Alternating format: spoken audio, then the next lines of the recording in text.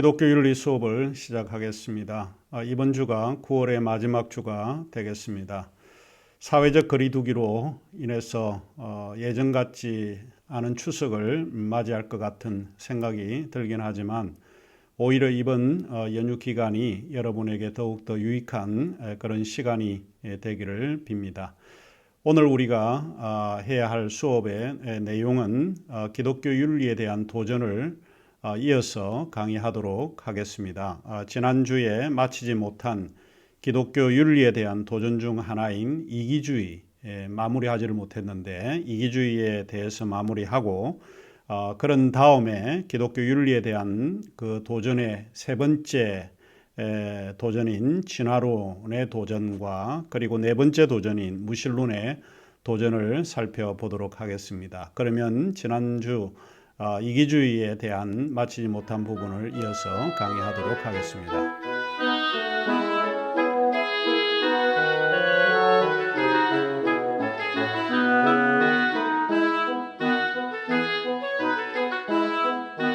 사이먼 블랙번이라고 하는 분은 또 Being Good이라고 하는 책에서 우리는 매우 이기적인 동물이다.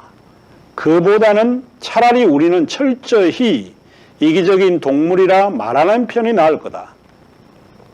다른 이들에 대한 관심이나 원칙에 대한 관심은 죄다 거짓말에 불과할 것이다. 아무래도 윤리학은 가면을 벗어 던질 필요가 있다. 윤리학은 단지 경적에 불과할 뿐 기관차를 움직이는 전기는 아니라고 보는 거죠. 여기서 그가 윤리학이라고 할 때 기독교 윤리는 이기주의를 반대하고 이타주의를 옹호하고 있다는 전제에서 출발을 하고 있습니다.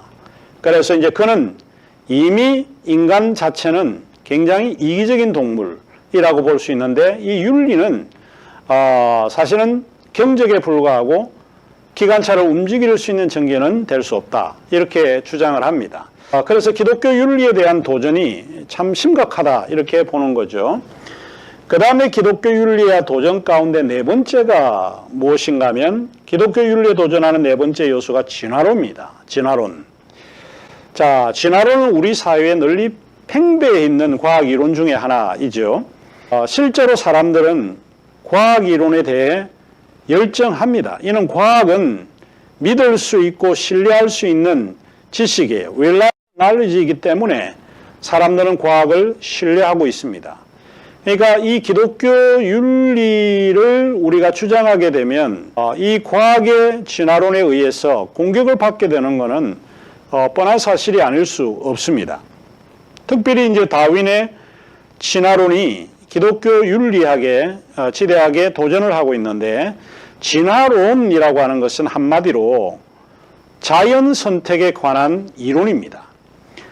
자연 선택은 생명의 어떤 종의 개체 간에 변이가 생겼을 경우에 자신의 생활 환경에 적응하면서 단순한 것에서 복잡한 것으로 발전을 하고 생존 경쟁에 적합한 것은 살아남고 그렇지 못한 것은 도태된다라고 보는 거죠.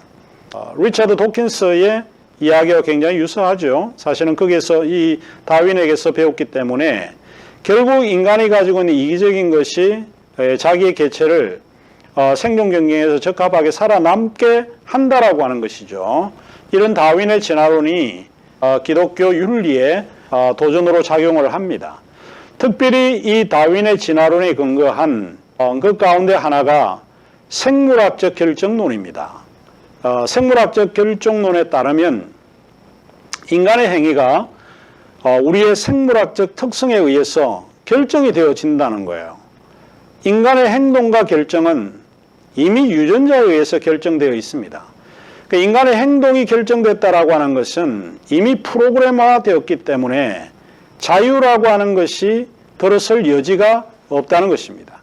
결과적으로 생물학적 결정론은 인간의 어떠한 결정과 행위에 프로그램화되어 있다고 믿는 것이죠. 기독교 윤리는 우리의 결정 행위를 함에 있어서 자유를 극대화시키는데 이미 생물학적 결정론은 이미 우리가 어떤 행동을 할 것인지 프로그램화되어 있기 때문에 자유가 쓸모가 없고 소용이 없다라고 하는 것을 주장하게 됩니다. 자, 여기에서는 인간의 어떤 윤리적인 결정이나 행위가 전혀 소용이 없게 된다라고 하는 것이죠. 이미 프로그램화된 결정과 행위가 인간의 자유로운 의지와 행동에 영향을 미칠 수 없기 때문에 그렇다는 거예요. 자, 이런 거를 이제 우리가 생각을 해보면 기독교 윤리를 공부하는 사람들이 이런 생물학적 결정론을 주장하는 사람에 의해서 이 도전을 받고 있겠구나라고 하는 것을 우리가 생각하지 않을 수 없습니다. 자, 그러면 생물학적 결정론은 좀 구체적으로 이야기를 하자면 우연성과 결정론의 문제를 이야기를 해요. 우연성은 자유를 이야기를 합니다. 결정론은 이미 필연성이죠. 이 문제, 두 가지 문제를 조금 이야기를 하는데 제가 여러분에게 좀 예로 좀 소개하고자 하는 것이 한국의 전래동화입니다. 한국의 전래동화에 이런 이야기가 있습니다. 너무 잘 알려진 이야기인데 심청전이라고 하는 게 있죠. 이 이야기에서 심청이가 인당수에 뛰어내리자 바다의 노윰, 폭풍우가 그쳤다는 것이죠. 여러분 생각할 때는 이것이 우연의 일치일까요? 아니면 필연적일까요? 자, 굉장히 이제 중요한 문제입니다. 우리의 한국 전래동화에도 사실은 자유와 필연성의 문제가 많이 야기됩니다. 결정론은 그렇게 될 수밖에 없는 필연성 또는 원인이 존재한다는 거예요.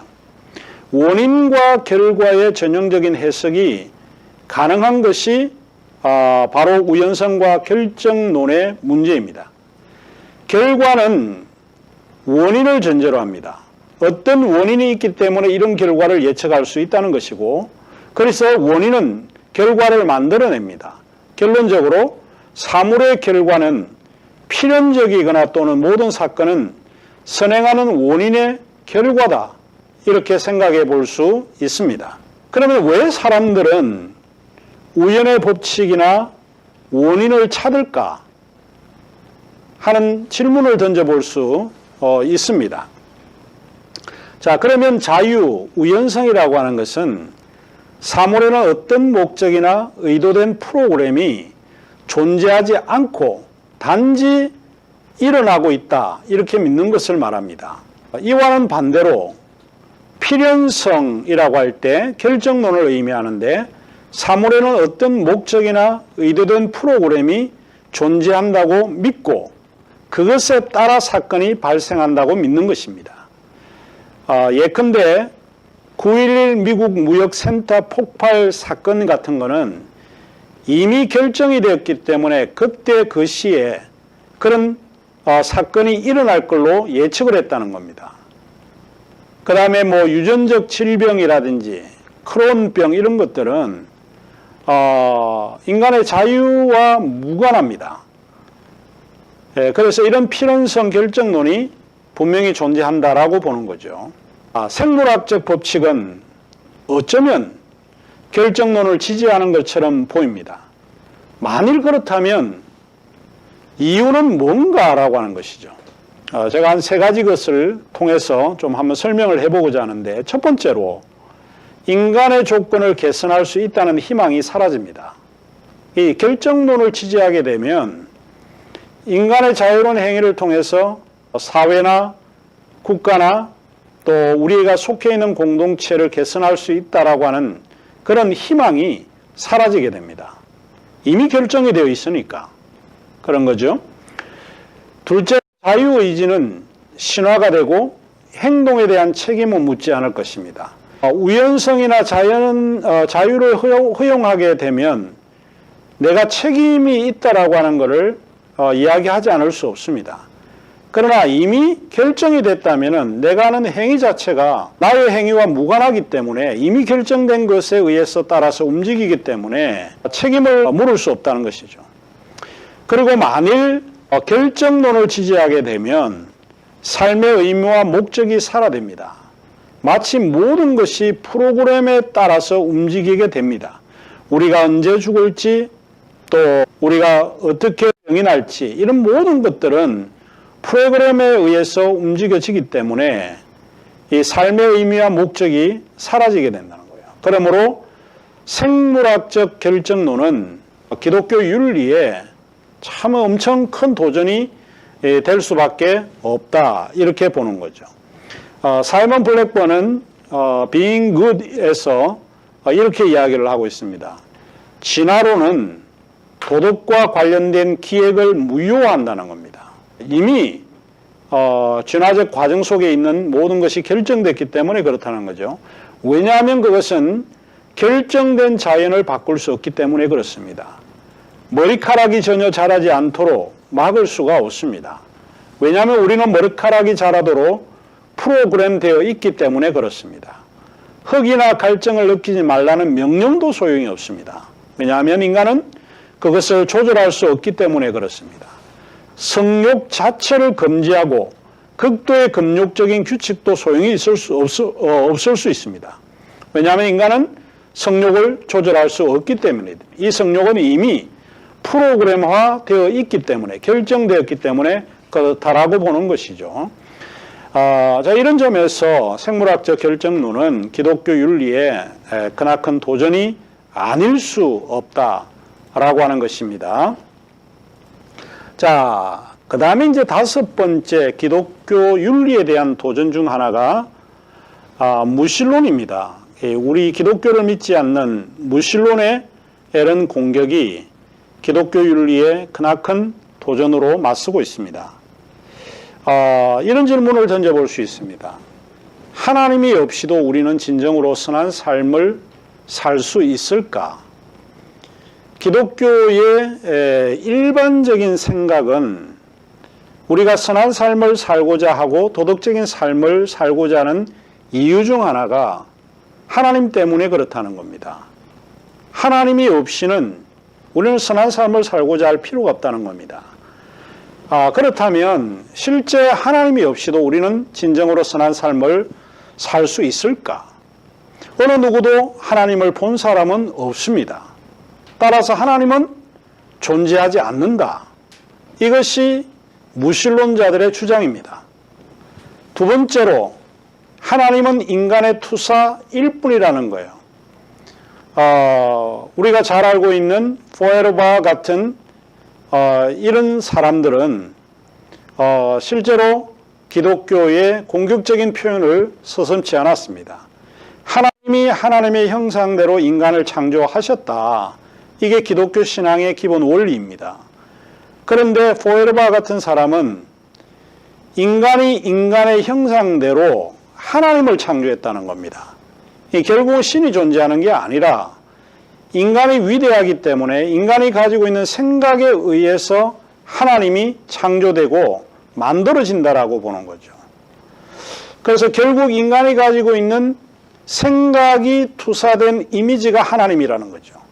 그래서 실제로 하나님은 존재하지 않지만 인간이 하나님을 만들어내는 그런 위대한 존재다 이렇게 보는 거죠. 세 번째로 인간은 동물계에서 가장 진화되고 발전된 지성적 존재입니다. 이런 그 지성적 존재는 하나님을 필요하지 않는다는 거예요. 기독교 윤리의 가장 근원이 하나님으로부터 시작을 합니다. 창조주 하나님으로부터 시작을 하는데 인간이 주인이고 인간이 세계의 주권자이라고 하면 하나님이 필요하지 않는 거죠. 이유는 간단합니다. 인간은 상당히 진화되고 발전된 지성적 존재이기 때문에 하나님이 없이도 스스로 결정하고 선택할 수 있고 잘 살 수 있다라고 보는 것이죠. 꼭 하나님이 있어야만 우리가 선한 삶을 사는 게 아니라 하나님이 없이도 인간은 지성적 존재이기 때문에 선한 삶을 자기가 선택하고 살 수 있다 하는 주장을 하게 되는 것입니다.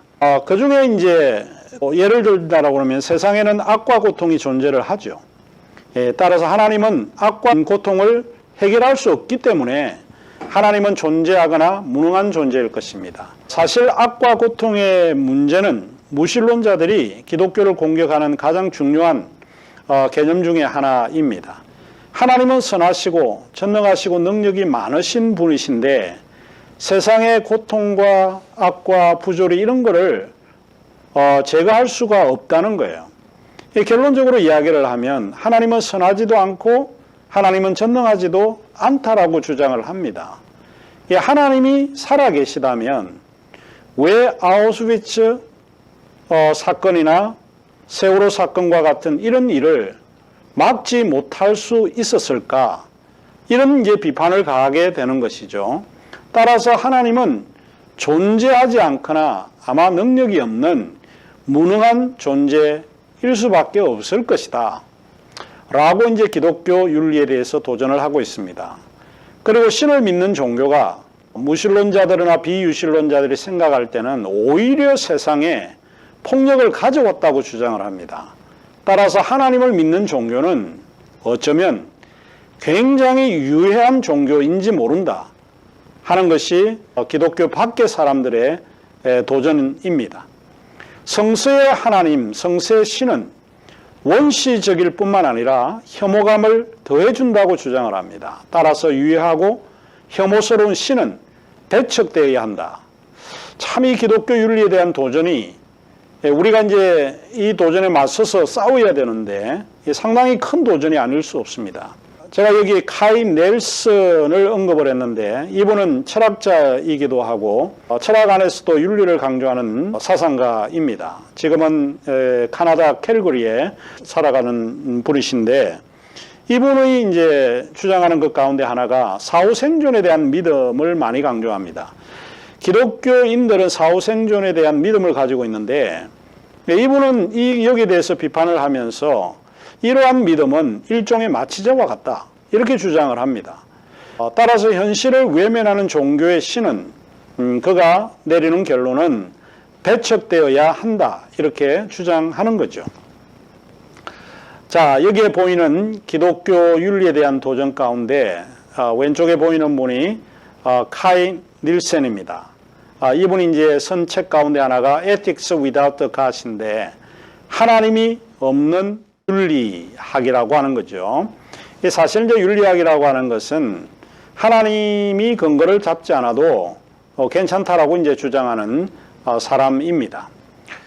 이제까지 기독교 윤리에 대한 여러 도전들을 우리가 살펴보았습니다. 특별히 기독교 유신론의 하나님의 본성에 관한 도전들, 이기주의 뿐만 아니고 진화론과 무신론에 대한 그런 입장에서 기독교를 공격하는 그런 부분을 살펴보았습니다.